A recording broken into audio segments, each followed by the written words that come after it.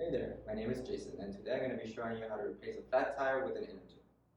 First, make sure that it's at the smallest sprocket. Second, remove the axle. Third, pull on the derailleur, and it should just slide off. Okay. Fourth, you're going to want to make sure you have 2 tire levers. Okay? As so. Make sure there's no air in the tire. Deflate it all the way as much as you can. Put one lever in. Second lever in. And you'll use this to pinch out the tire.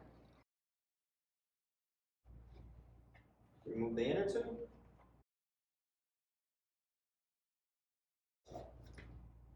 Take out the little lock ring that's on the valve. Okay.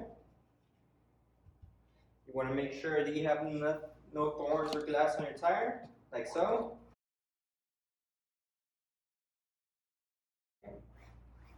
Nothing on this one. When reinstalling, make sure the direction of the tire is correct. Second, make sure your new inner tube or patched inner tube is inflated to make it easier on your behalf. And start beating in the tire.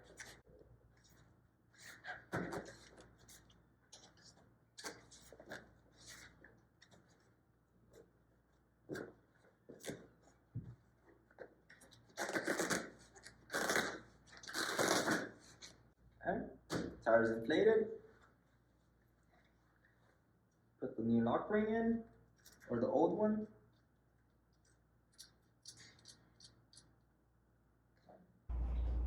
Drag your derailleur down. Slide the rim in. Axle goes in.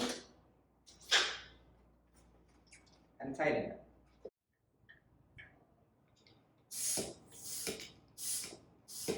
After that's finished, give your wheel rotation and make sure that you have no contact with the rotor, and make sure that your beat of the wheel of your tire is good, and you're set to go. Thank you for choosing Bulls.